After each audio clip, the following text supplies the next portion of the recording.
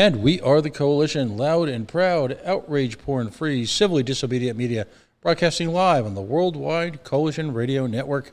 Well, at coalitionradionetwork.com, facebook.com/the Coalition Radio, on the mighty Twitter at Coalition_radio, the original mothership at coalitionradio.us, where we go back about 7 years worth of interviews, conversations, the written word, all to deliver content that is full of information, perspective, analysis, putting aside, if you will, the obsession in today's media with clickbait, nonsense, emotional drivel.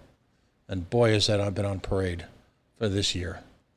Joining me tonight, of course, Mr. Peter Metz, the founding executive director of what is now the Center for Digital Business in MIT's Sloan School of Management. Our guest, Mr. Peter Metz, is a graduate of both the Santa Clara University and the Massachusetts Institute of Technology. In retirement, Mr. Metz has reoriented his focus to concentrate on the global elimination of nuclear weapons. He is now an active member of several nonprofits working towards a planet free of nuclear weapons. Prominent among them is Mass Peace Action, where he joins us tonight in his active capacity as a member of the Nuclear Disarmament Working Group. Mr. Metz, welcome to the Coalition for the very first time. It's very nice to be here, Pat. Full disclosure, we at the Coalition have been active in a number of events at Mass Peace Action. When we produce tonight's segment, we'll include interviews we've had with, if you will, the team there, as well as some of the direct actions that they've taken both in Cambridge, Harvard Square, around Boston.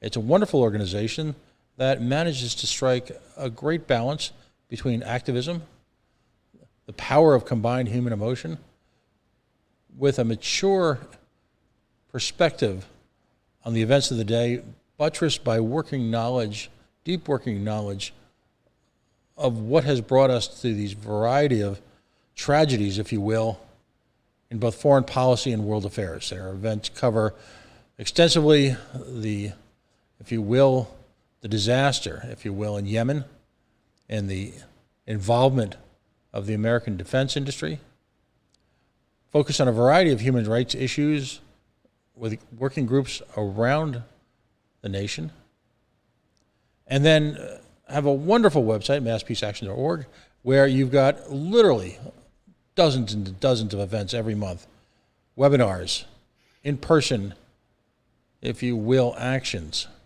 classes, reading material. Folks, if you have a conscience, if you're a sentient human being, if you have a sense of empathy, it's an amazing group of people to get involved in, and we feel blessed that we've been able to do so. Again, the focus tonight, of course, if you saw our promotion, is the active re-engagement of the United States at some level, and that's what we'll discuss tonight, with, if you're my age, you still call them the Soviet Union, the USSR, Mother Russia, or, I guess as they're recorded today, Russia.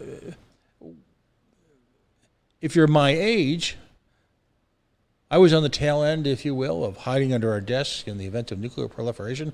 I was a very, very young person during the days of the Cuban Missile Crisis. And we grew up in a culture where the boogeyman, if you will, the bad guy in virtually every aspect of movies, literature, action films, was always the Russian guy. And there was an international fear and dread of the KGB. And if you read publications like Reader Digest, you knew that at any moment, KGB operatives would be coming into your home here in the United States.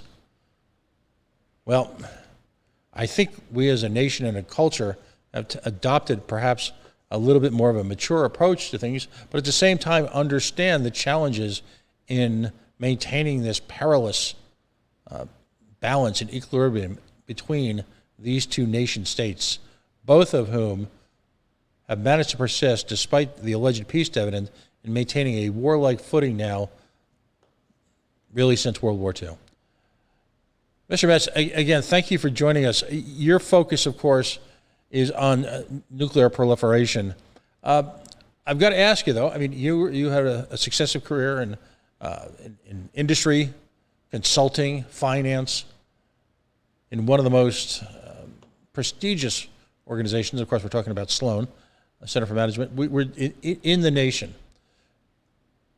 Your bio notes that in 2017, about 4 years or so ago, you did a fairly radical pivot as you brought yourself to a high level of involvement in the peace movement. What precipitated that? What was the motivating force?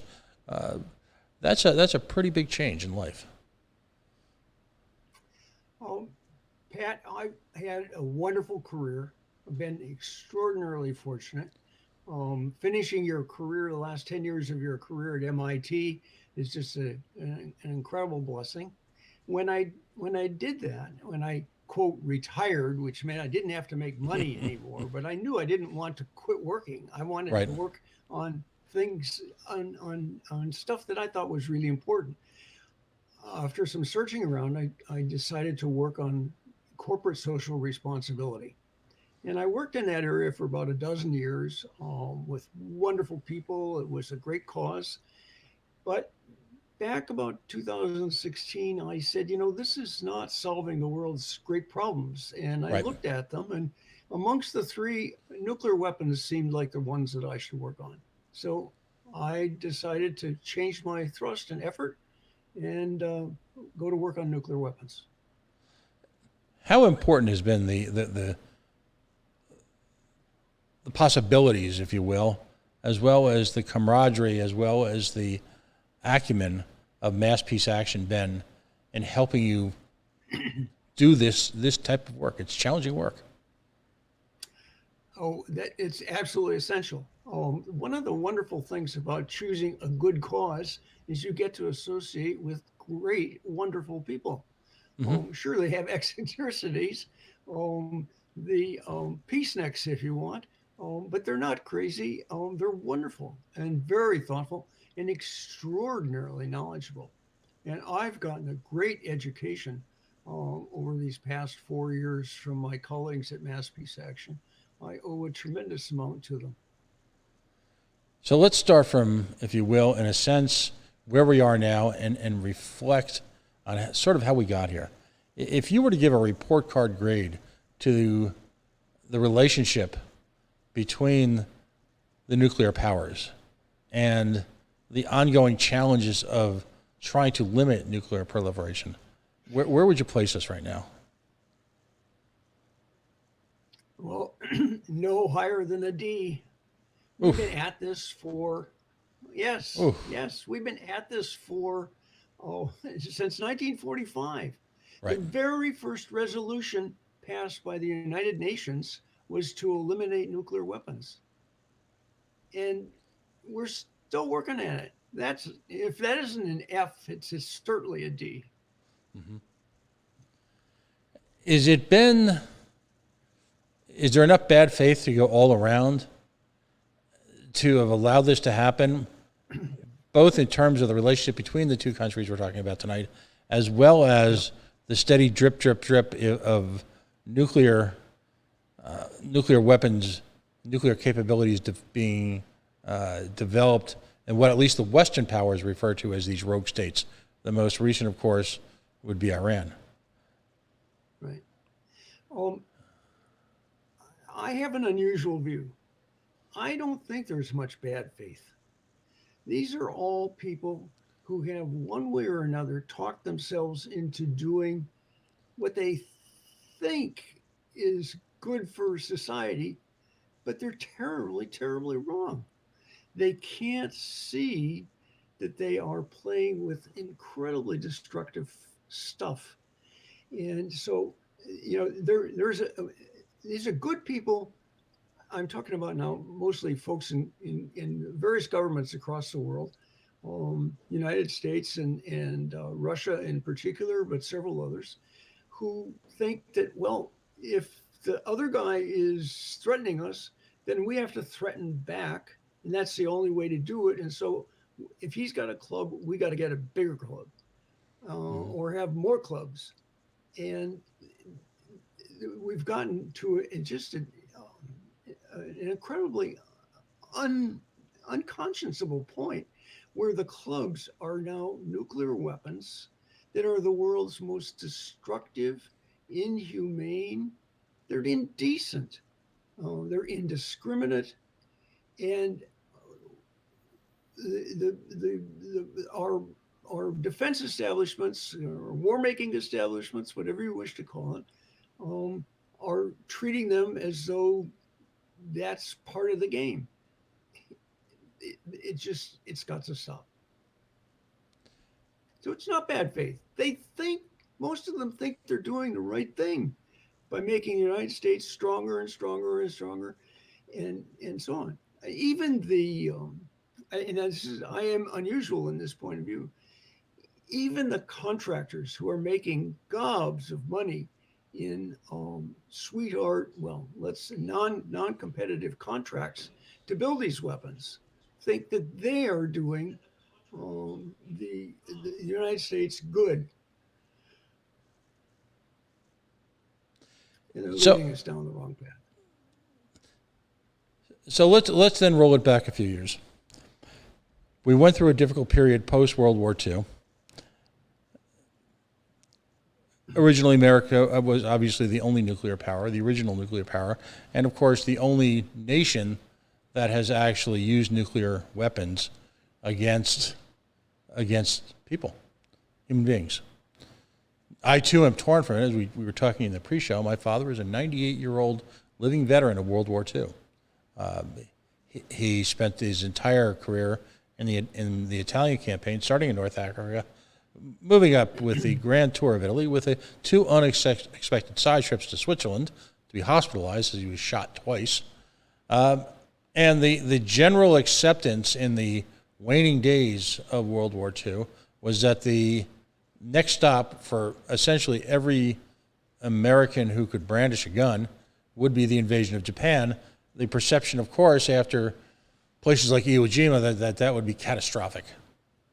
That would be absolutely catastrophic. Countless men would die in a to the last man type of battle. And so they deployed nuclear weapons, killed countless individuals, incinerated them. And in doing so, changed the moral calculus forever. Your thoughts on that decision, whether it's legitimate from a historical basis, and again, that type of calculus, because that's the type of calculus that seems to continue to generate the mutually assured destruction philosophy, and that's the type of calculus that, in my mind, at least in part, keeps alive this back and forth, this tit for tat, this the arms race, whatever we're calling it in this particular generation. What are your thoughts on that? I think your point of view is right on. the But at the time, using an atomic bomb to kill ultimately about 100,000 people in Hiroshima and nearly similar number in Nagasaki was par for the course. We conducted a raid over Tokyo with hundreds of bombers, of course. That in one night killed 100,000 people in Tokyo, but it wasn't with atomic bombs. It was with conventional weapons that were designed to start fires, and we incinerated with conventional weapons. So it wasn't a big leap to go from that to having this miraculous weapon that could do what hundreds of airplanes could do in one fell swoop, and demonstrate to the Japanese that there was more to come and they should quit. And that was the psychology, that was the reasoning that was followed at the time. Nobody saw it as all that much more worse than firebombing Tokyo. And it fortunately it prevailed, and the Japanese did surrender after we dropped, not after we dropped the first, but only after we dropped the second, with the idea that there were probably more to come. They didn't know that we didn't have any more at the time, but we were threatening them. And cooler heads at the top of the military in Japan did not want to quit. It was the emperor who said, we have to stop. And clearly, one would argue at that point that the military had literally exhausted, the island nation of Japan, particularly with the retrenchment across the world of, in both the case of Nazi Germany and Japan, so much of their conquest was based on the ability to supply a war machine. So that one saving grace may have, in certain ways, saved the planet. But then, of course, that genie, what's the cliche, the genie in the bottle.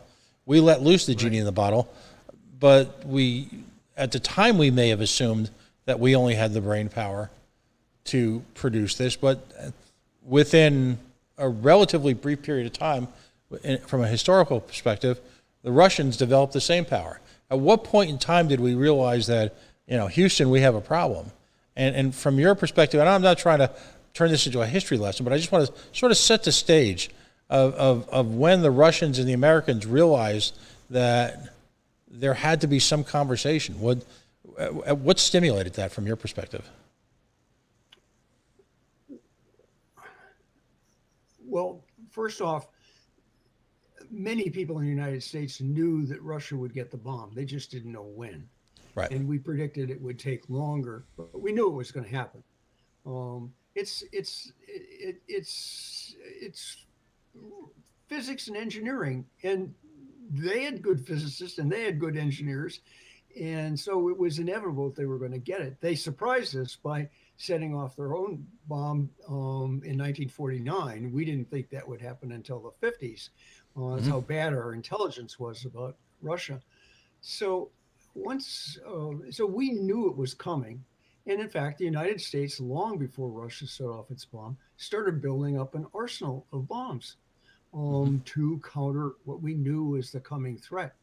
And then it just escalated out of sight to the point where by the mid 80s, there were over 60,000 nuclear weapons in the world. 60,000 of these things. All it takes is a few hundred to obliterate society. What are you going to do with 60,000?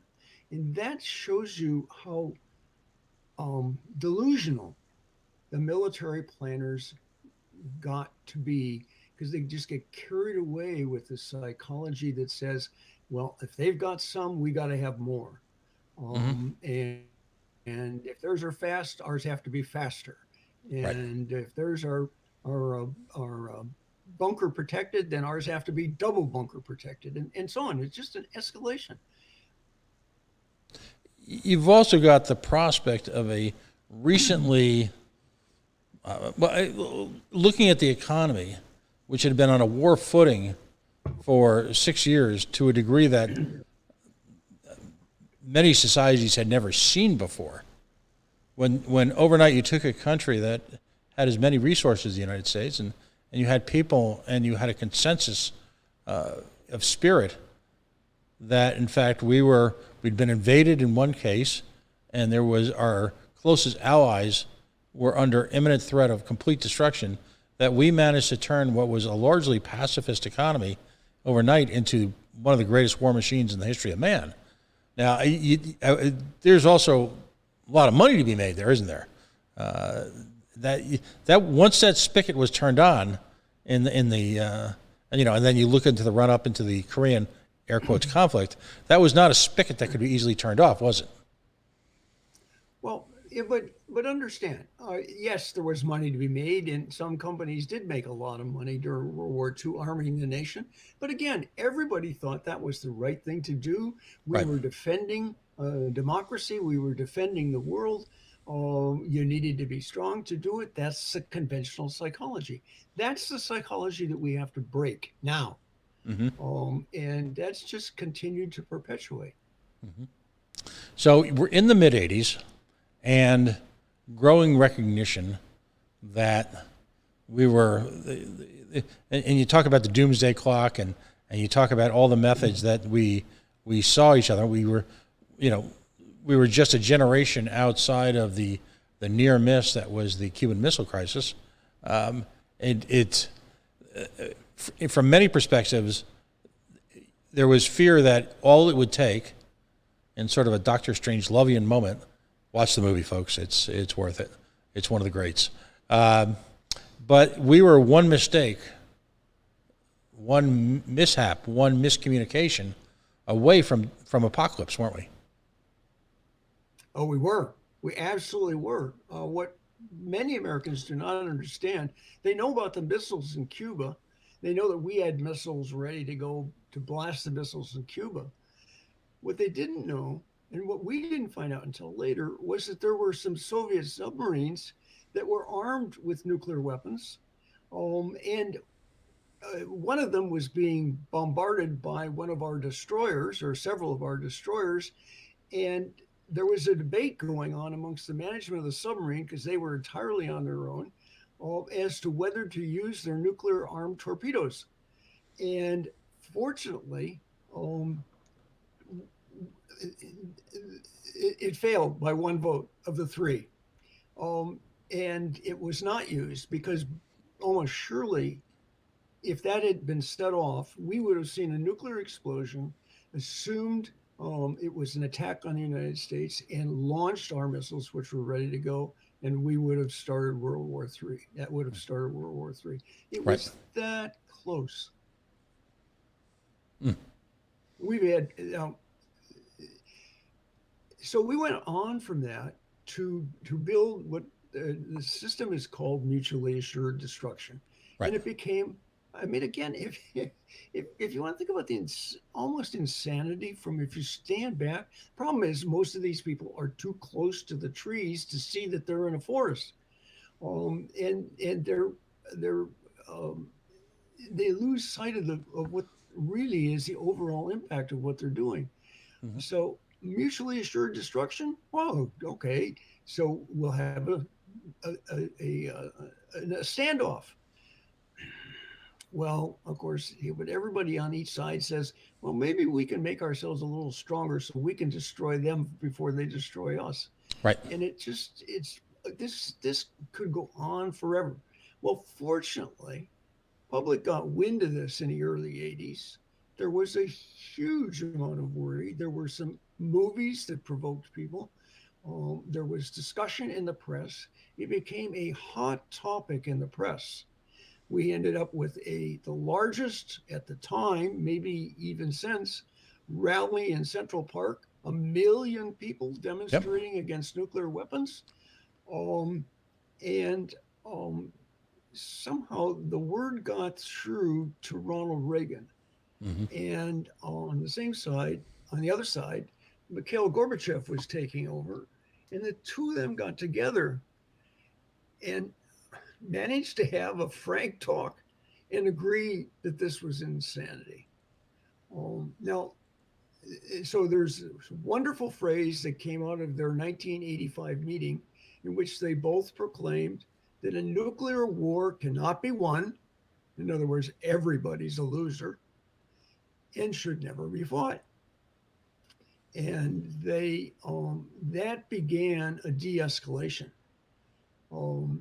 which has brought us back down from over 60,000 nuclear weapons to about 14,000 in the world today. Still, many times more than you need to wipe out civilization. Exactly. But it's brought it way down.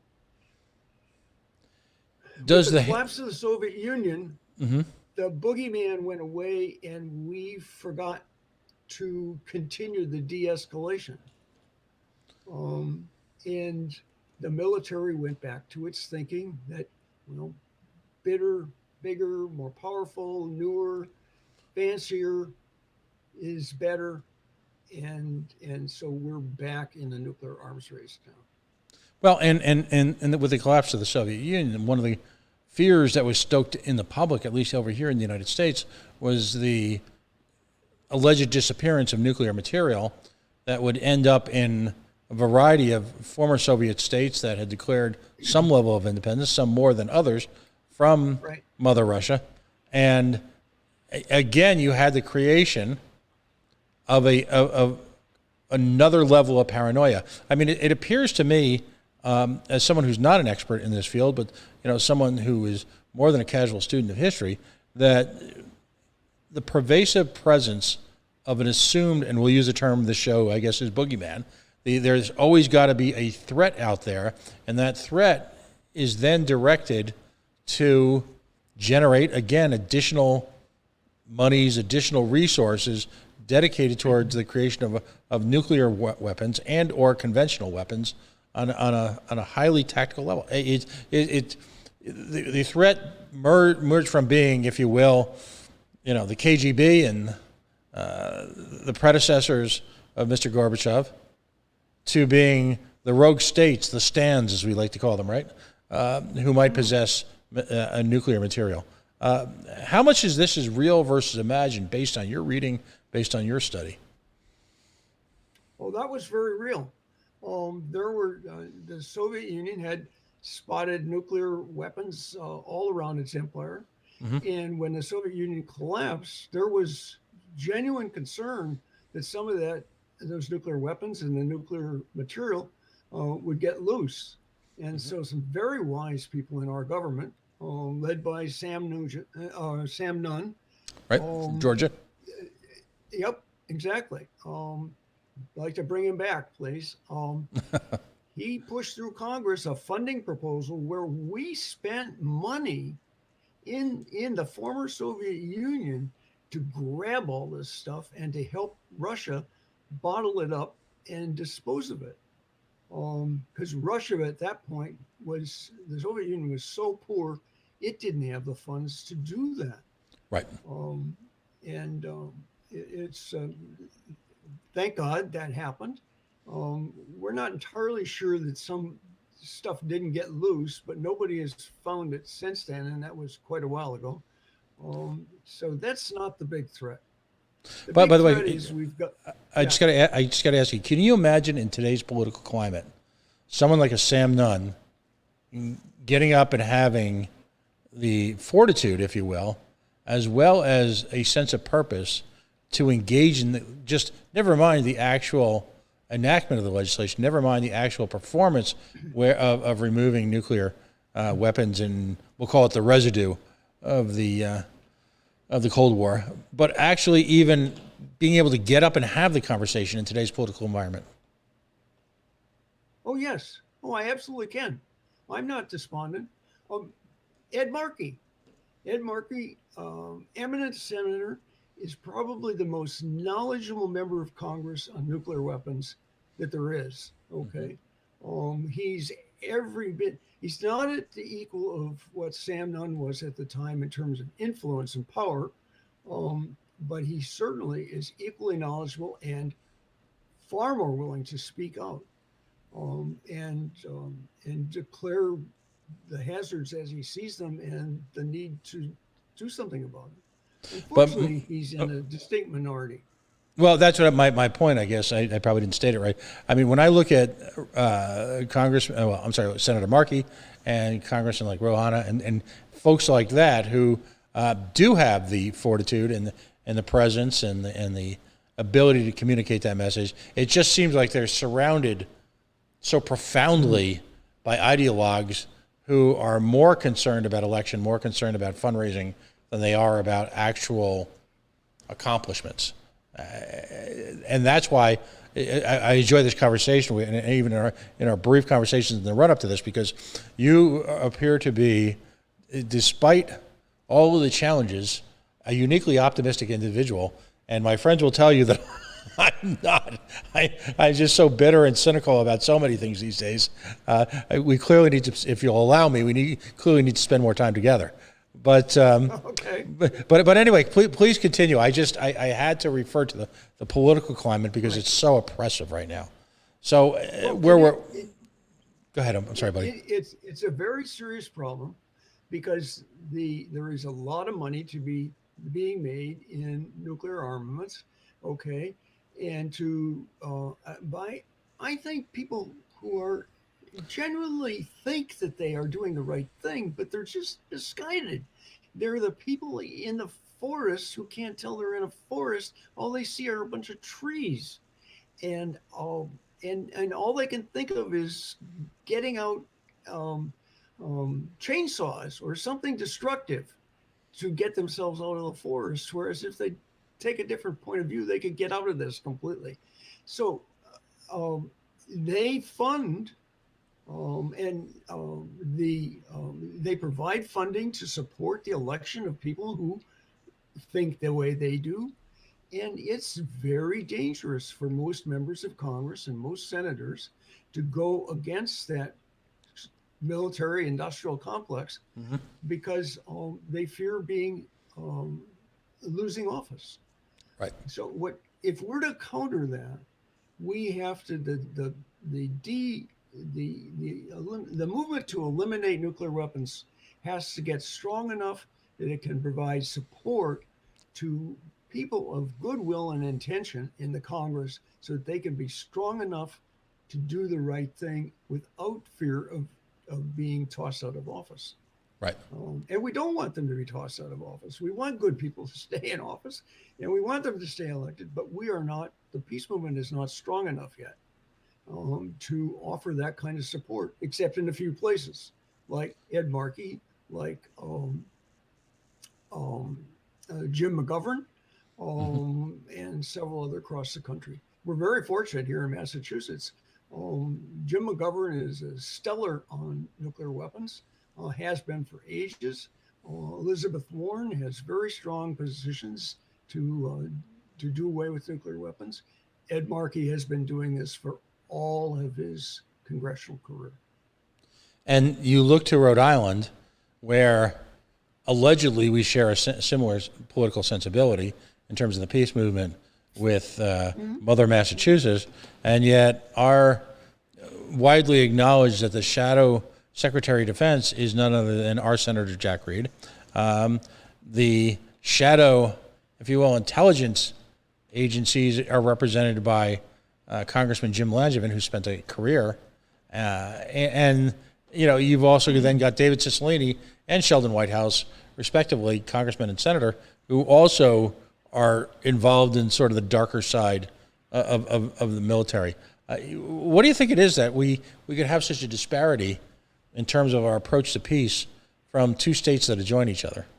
Any ideas there why, or is that just one of those weird coincidences? I'm afraid I don't know enough about the politics of Rhode Island Better, you're better off. to contrast it with Massachusetts, right?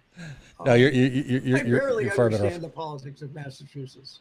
I don't think any of us do. Um, well, but you've got this series of treaties. I mean, we're going to paint with a very broad brush here. You go back to and I always love the acronyms. The SALT, SALT 1, SALT 2.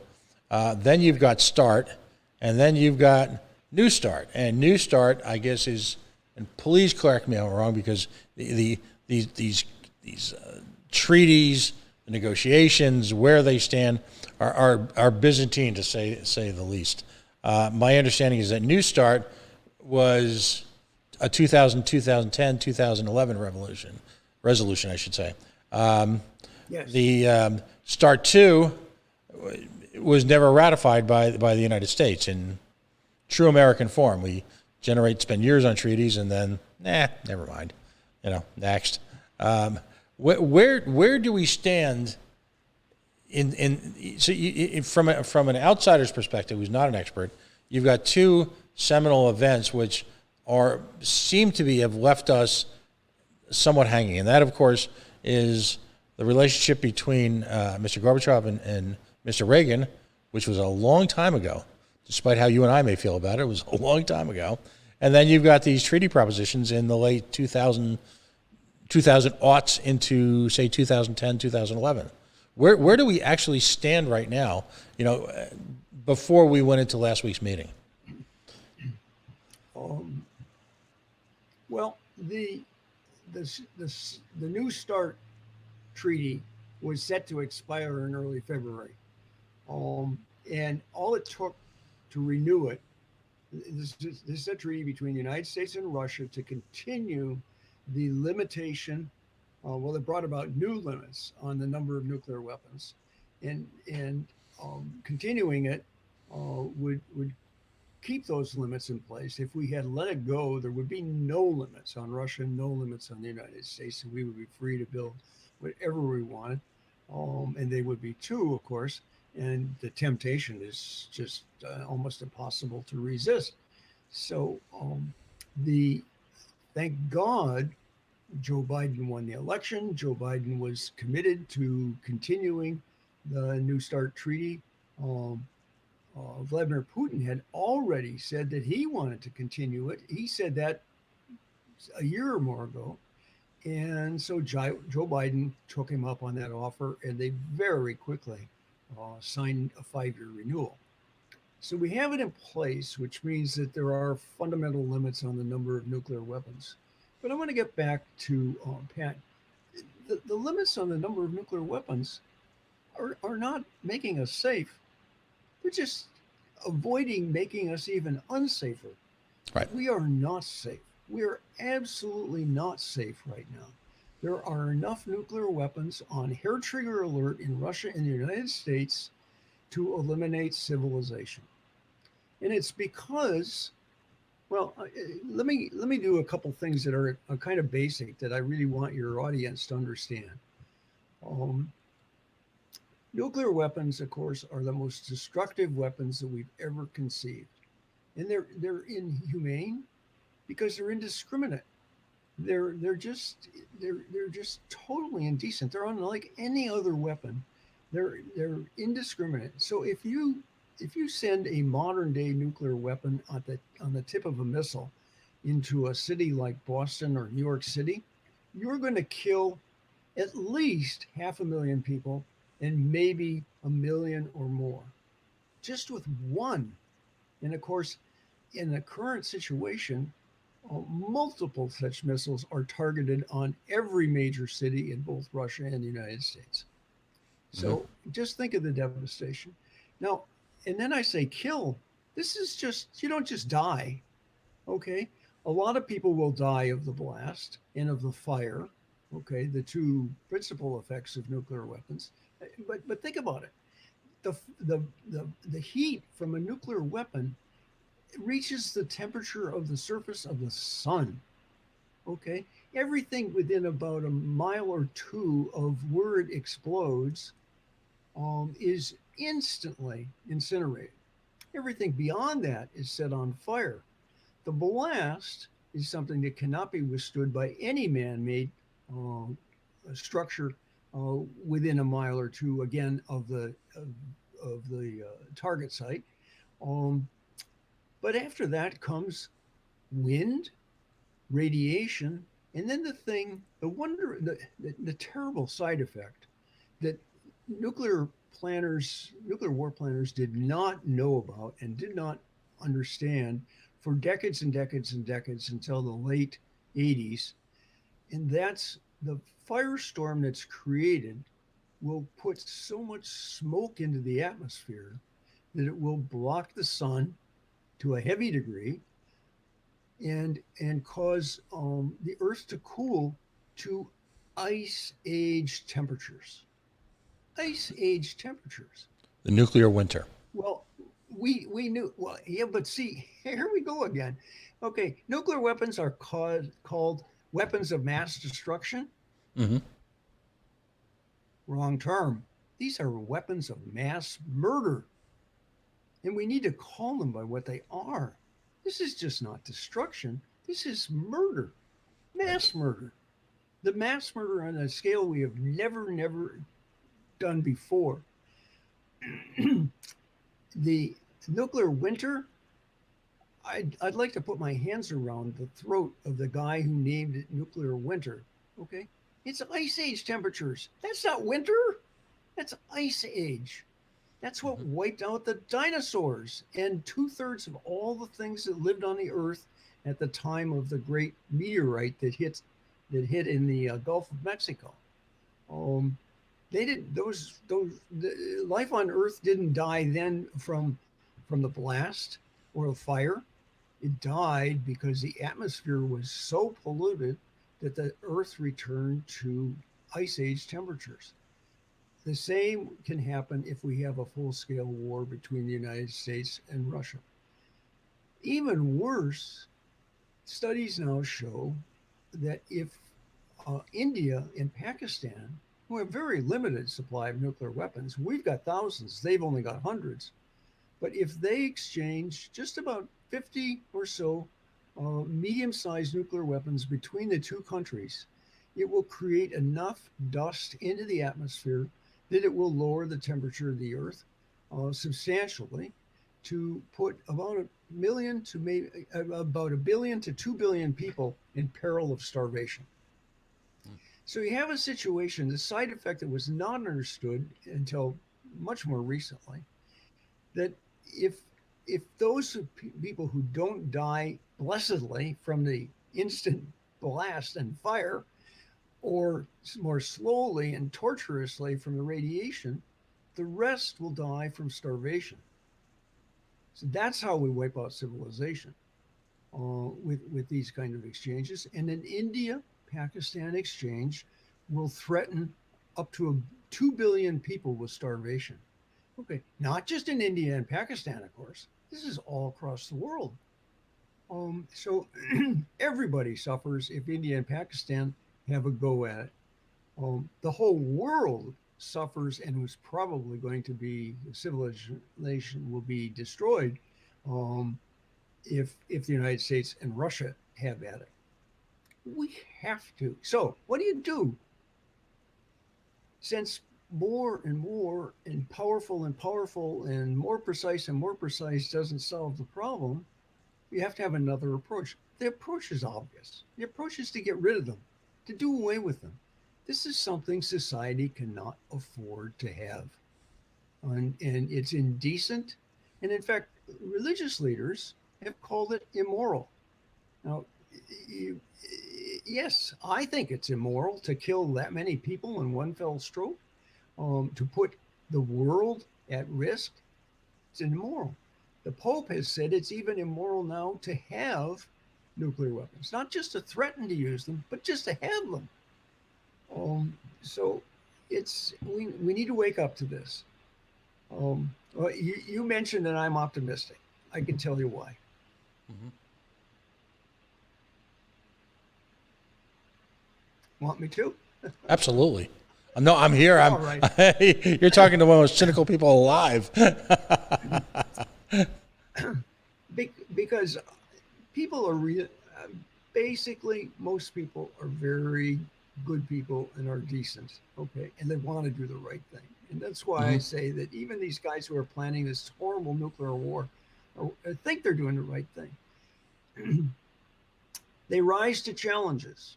Okay, so I think to the days when John Kennedy challenged the United States to send a man to the moon and return him safely within the decade. Mm-hmm. And people said, "What? Are you crazy? We haven't even gotten a man into space. The Russians have a man in space. We look like fools, but we haven't even got one of our people in space. You're talking about going to the moon within the decade and back?" But he has done his studies. He knew about the science. He knew the technology, enough of the technology to have a reasonable hope that it could be done, and he challenged the United States to do it. Well, that's one of the wonderful things about Americans. We rise to challenges.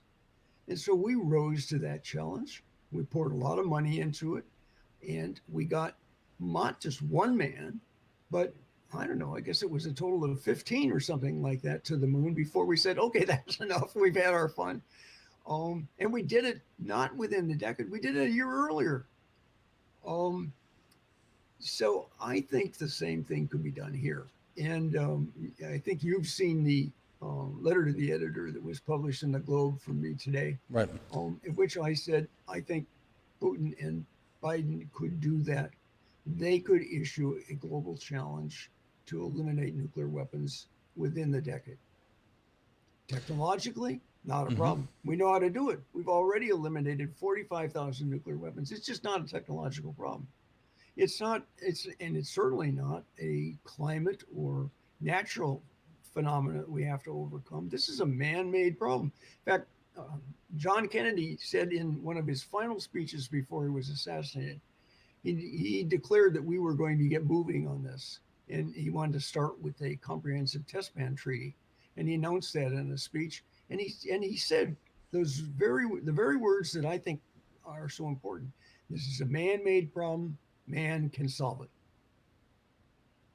And so that's why I'm optimistic. And I'm optimistic because good people rise to noble challenges. Hmm. And if Joe Biden and Vladimir Putin were to challenge the world to do away with nuclear weapons, to eliminate them within the decade, we could do that. We could do that. Now, lots of opposition, a lot of naysayers. Well, let me not go on about that, but I think we could do it. And that's what I'm hoping for. I would love to believe that, and I'm on your side, obviously. That's why we're having this conversation. You've got here in the United States a quote-unquote defense budget, I use that term loosely, that takes up, all the numbers have been published about the percentage of our GDP, how much our defense spending exceeds the GDP of how many combined nations at any one given moment. It's roughly how many nuclear weapons do we estimate that the United States has currently deployed? Do you have a ballpark on that? The United States hold about 6,000 nuclear weapons, and Russia holds about 6,000 nuclear weapons. Right. We have over 90% of the world's supply. Not all of those are on are so-called deployed, in other words, ready to go. Over half of them are, in fact, standing by so that they could be put into use when needed. So it's a couple of thousand that are ready to launch, and another 3,000 or 4,000 who are standing by. But just a couple of thousand that are ready to launch, right, wipes out civilization. I'm sorry to be smiling. It's so ironic. It's just, I shouldn't be smiling. It's deadly, deadly serious. And what's galling is that somehow we can't get this message across to people. So it's not the number of weapons you have. Beyond a couple hundred, you don't need more to wipe out the world, to wipe out civilization. A couple of questions. You remain, based on your earlier statement, convinced that if Donald Trump had been elected or reelected president, that he would have allowed New START to lapse? Yes, convinced. Absolutely. The Donald Trump was a terribly misguided person. And talk about somebody who believed that the way to win was to flex your muscles rather than to use reasoning and appeals to humanity and things like that. Donald Trump was the guy who believed only in muscles. And has anyone? It's interesting because different members of the of his, I call them his acolytes, have started to emerge, if you will, from the dark corners of history already to reassert themselves. There's a Mr. Stephen Miller, who I think we're all familiar with, particularly if you were follow immigrations. He has issues. He's already started his own America First legal pack, as they call it, and they're already suing everybody and fighting with everybody about everything. Has anyone, and I, by the way, I agree with you. I'm convinced of that. Has anyone actually been able to get anyone on the record from the Trump administration as opposed to that? Because what was glaringly obvious to me as I did as preparation for this was how, for example, the different accords were talked about aggressively, the different, if you will, treaties with Canada and Mexico were part of the everyday news. Curiously absent from all that, the public domain, the public conversation, the talking heads, the chattering class, was seemingly much of a conversation about treaties that had, iterations of which had been in place for over 50 years. Looking back on it, it's amazing how little conversation was given to that. Are you aware of any public discourse on that at all? Help me. I'm not sure. Public discourse on which aspect? In terms of the renewal of the New START. I mean, it was only in the Trump administration? Yeah. It just strikes me that we were talking about brinksmanship. The fundamental treaty that exists in the relationship between, call them who you wish, Russia, Soviet, USSR, and the United States, what it came down to literally, literally was set to expire, ironically, the day before whatever happened at the Capitol happened. I mean, That's right. holy cow. And yet I didn't see what I thought should have been great upset or at least conversation about it. I didn't.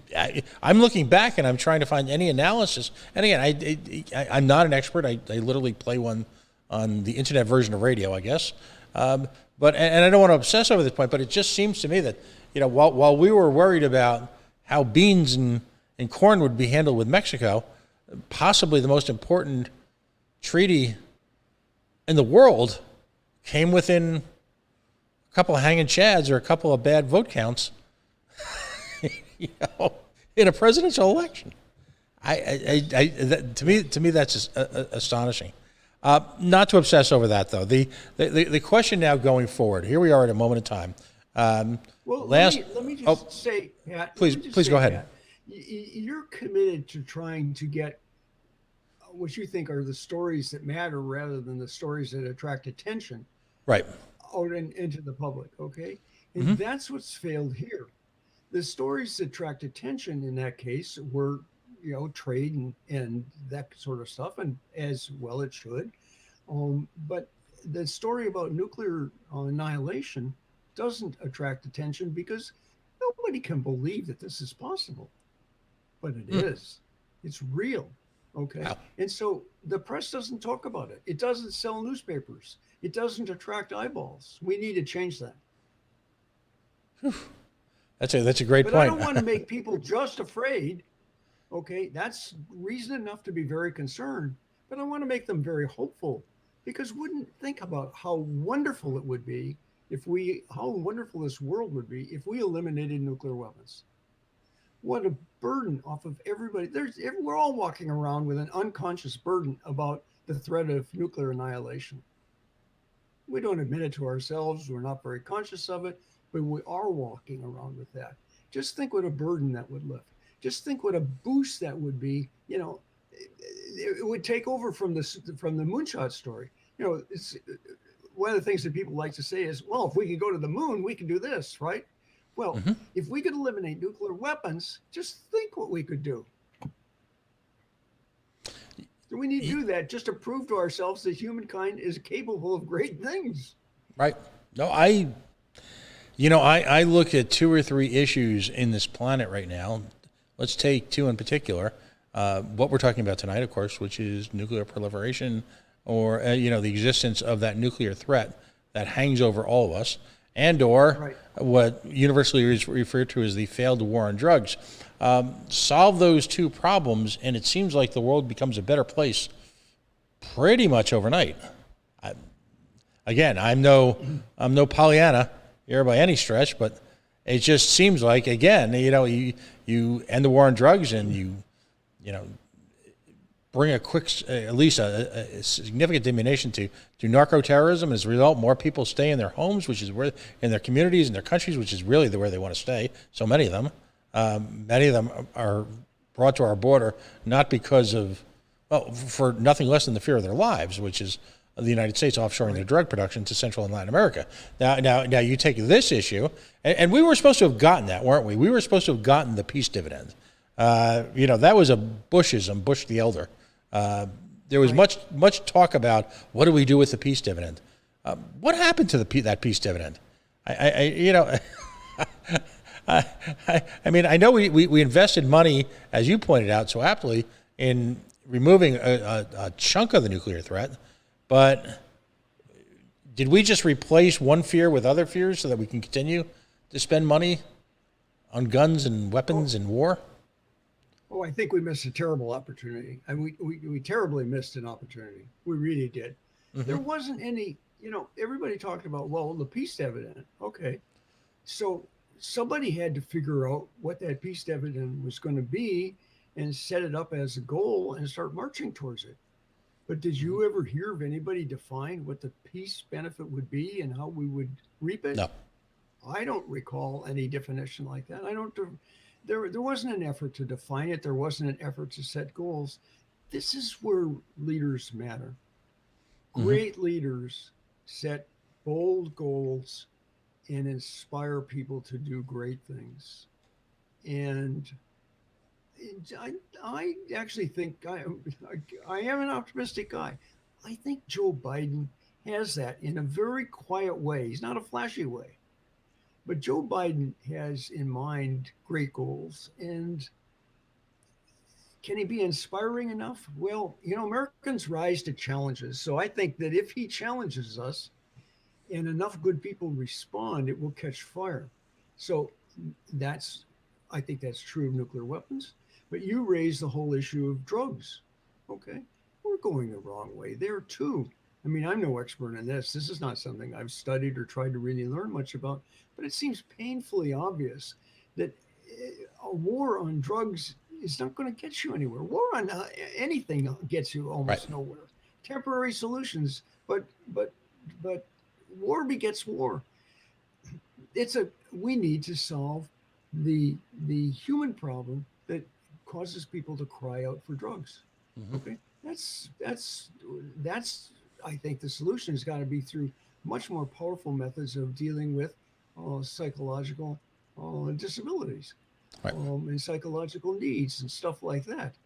And probably starting in the second grade or something like that. One of the merits of earlier and earlier education is that you have a better chance of developing well balanced people, et cetera, et cetera. So I don't know the solution there, but I know that the war on drugs is the wrong way. Right. Um, the It's just it's you have to inspire people to change their behavior, and and if you're naive or silly enough as I am to believe that deep down in most people there is something that wants to be inspired to do the right thing, I think that's what you do. So we find ourselves now. New Start has been renewed. That obstacle has been behind us. We find ourselves in a situation where Vladimir Putin and Joe Biden met last week. Right. Nuclear proliferation wasn't the only subject. Clearly there are a lot of other issues complicating the relationship between the two countries. Where, if you could explain to us in layman terms, which by the way you're very good at, where do we stand right now, and what is the next step? Is there a next step? Are we just still sort of tiptoeing through this minefield of diplomacy that's been created by all these other issues, election interference, cybercrime, on and on and on? Where are we now? Well, we have to deal with those too, of course. But the nuclear weapons one, I'm only capable of thinking deeply about one issue. The nuclear weapons one is, I think, on an obvious path. How do you get a group of people who are logheads to fix a situation? You get them to agree an objective first, okay? Hmm. And then they get together and they figure out how we're going to get there. And if Russia and the United States would agree that the objective is to eliminate nuclear weapons, and we're going to get the rest of the other seven nations in the world to join us, because that's essential, by the way. Um, as I pointed out, India and Pakistan could do terrible harm just on their own Hmm. to a huge population of the world. Um, so we need to we need to eliminate all the nuclear weapons. But if Russia and the United States were to agree that that was the objective, um, and then got deadly serious about not deadly serious, got substantially serious and really worked at it, they could come up with a method to do this. It's very intricate. I've studied a little bit of these agreements. Okay, the New START agreement is just an example. There are incredible support structures in the New START agreement that allow us to inspect Russian institutions and Russia to inspect the United States, where we have to report to them. The reports have to be verified. If you take the Iran nuclear agreement, and there's a wonderful book about that that gives you tremendous insights into how that got worked out. Very, very intricate. It's very, very difficult. Okay. But we have skilled negotiators who can work these things out over time. as long as they know what the objective was. Um, and, um, and so you have to have verification routines.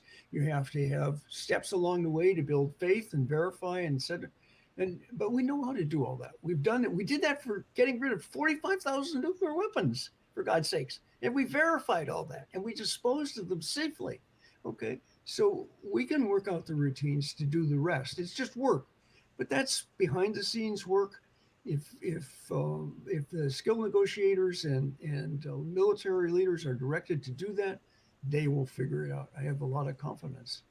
I'm not going to try to tell them what all the paths and routes are. I know where a good place to start would be, and I was part of a coalition that prior to the summit recommended to Putin and Biden that they take on the nuclear weapons issue, that they commit themselves to eliminating global elimination of nuclear weapons, and that we recommended that the first step should be a joint declaration that neither country would use nuclear weapons first.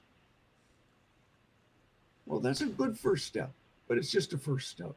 Right. See, one of the beautiful things about making a commitment to eliminating nuclear weapons is all the other issues about, well, should we have ICBMs? Should we build new submarines? Should we have 5 warheads on a submarine or only 3? Should we make them smaller warheads and all that? Most of those issues go away because if you're headed towards zero, you don't have to argue about whether you need new stuff. No, you have to argue about how to get rid of the old stuff. It makes a whole lot of military decision making simpler if your objective is to eliminate nuclear weapons. And it would save a fortune. My God. The Yeah, amount of money that we pour into this is just scandalously large. And think of the good it could do. no, there is Talk about a that. peace dividend. Right. Now there is that as well.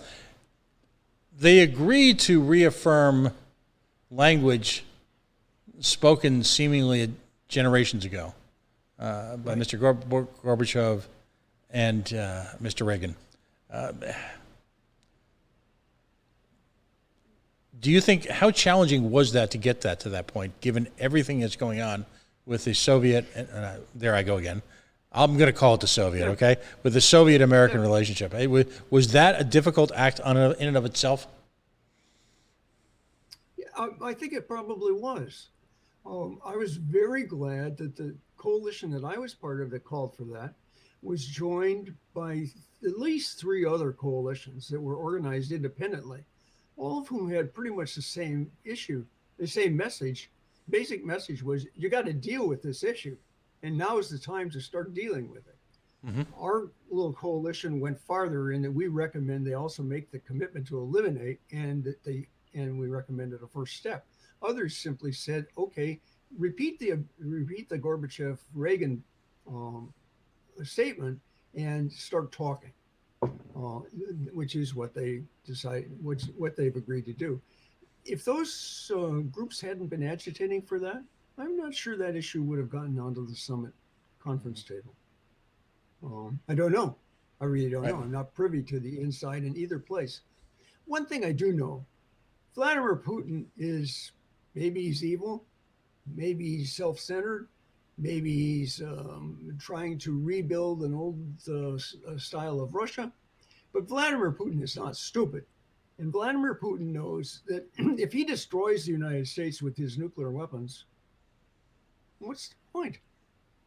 Right. What good will that achieve? He's going to hurt himself. He's going to hurt the whole world. Okay, we know that too. In fact, all the nuclear powers know that if you wipe out your opponent, you're wreaking as much destruction on yourself and your comrades around the world as you are on the enemy. Right. So I don't think Vladimir Putin in any way intends to push the button. The only guy I ever worried about was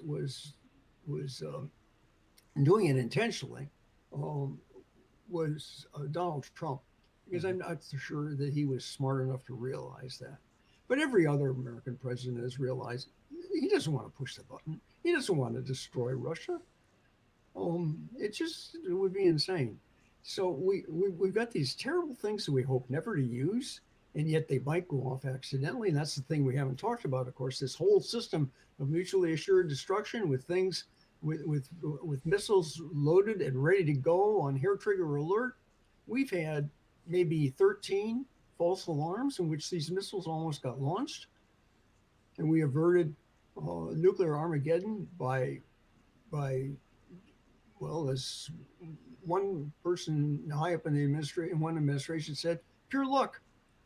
And sometimes there was just a lone sole person. There's a wonderful guy in Russia whose name I can't pronounce, who personally stopped Russia from launching an attack on the United States, even though the military saw on their radar screens all these missiles headed at them.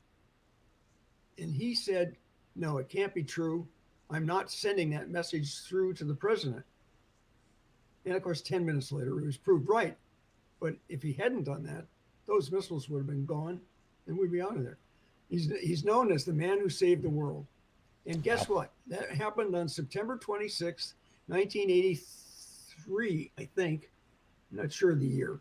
The UN, 8 years ago now, declared September 26th as the International Day for the Total Elimination of Nuclear Weapons. So I want everybody to remember what September 26th is.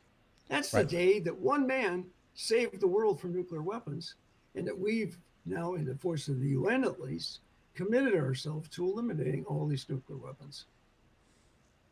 Wow. Well, we've still got a lot to talk about, and I'd love to keep this as an ongoing conversation. Some of the things I'd love to talk about in the future, issues like rogue states.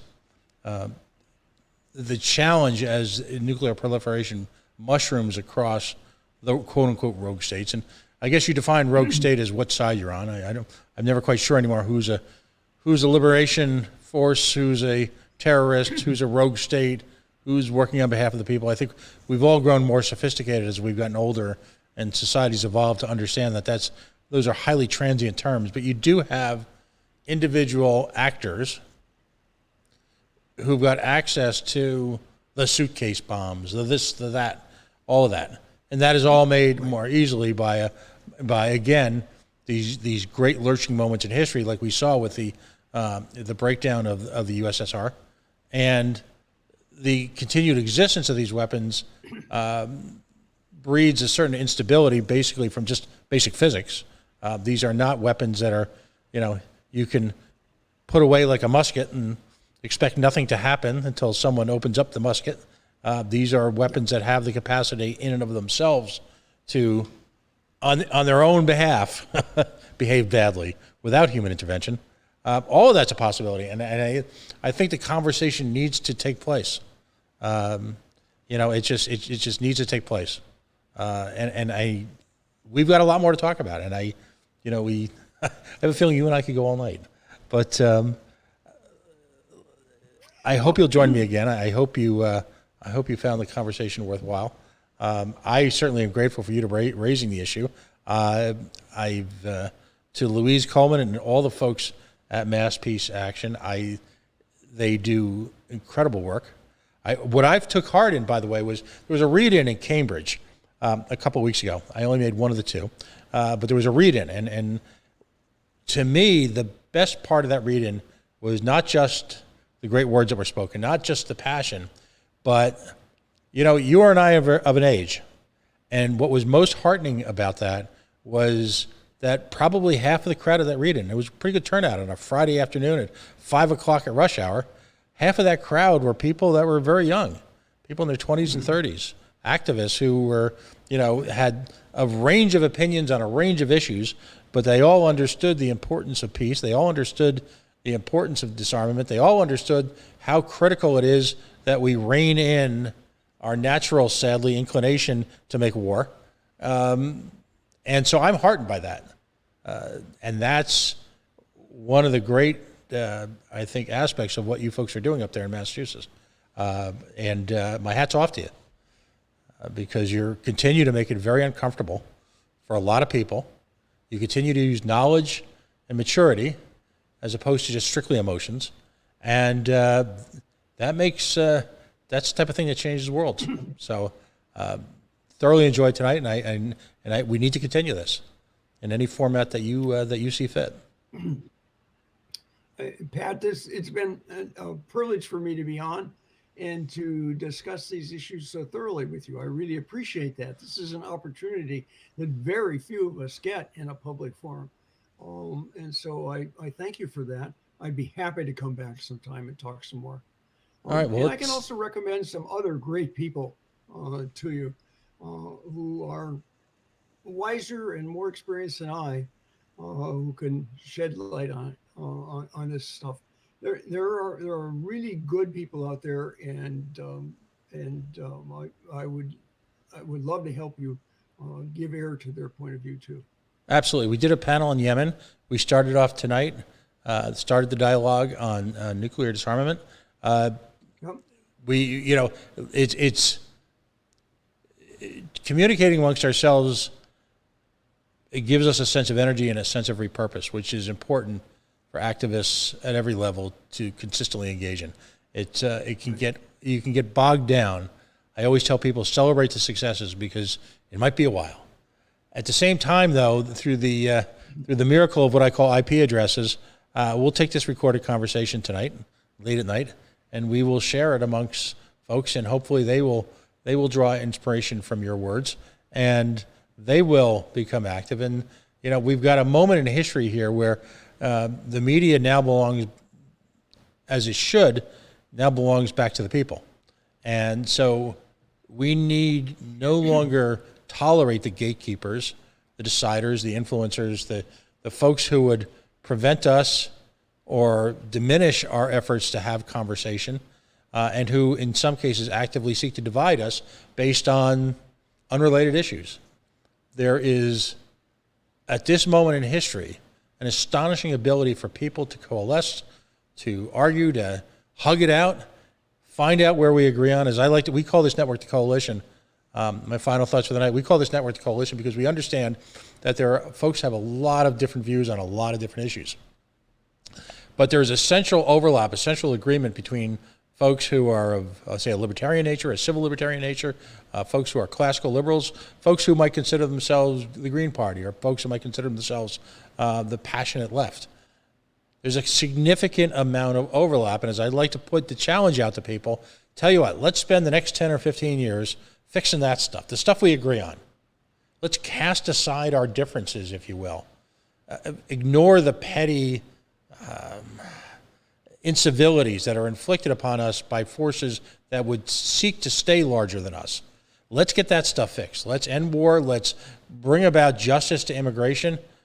Let's start treating addiction as an illness, not as a social construct, or not as a diminishment of any one individual. If we do all of those things, which we all agree on, if we provide criminal justice system, we reinvent that so that marginalized communities are no longer the target of these bigger forces, some of whom share overlap, if you will, mission creep with the very people we were talking about tonight. If we accomplish even a third of that, then ours will be a life worth lived. I'm convinced of that. So you made me an optimist for one night. How about that? I don't think I made you an optimist, but I think deep down you really are. Or you wouldn't be doing this. There you go. Believe that you believe that you can do some good with this, okay? And harnessing the power of the internet is, I think, a wonderful thing. Okay, mm-hmm. This is a technology that we can, if we work hard at it, we can put it to really great betterment of mankind. So, stitching us all together. There you go. Well, as we like to say at the end of an evening, we are the coalition, loud and proud. As always, outrage porn free, civilly disobedient media, broadcasting live here on the Worldwide Coalition Radio Network at coalitionradionetwork.com. Facebook.com/The Coalition Radio, on the mighty, mighty Twitter at coalition_radio. I'll leave with this thought, Mr. Metz. I stumbled back upon a quote that I'd sort of forgotten about. And it was ironically, it was a tweet. And there is beauty to be found in the digital media.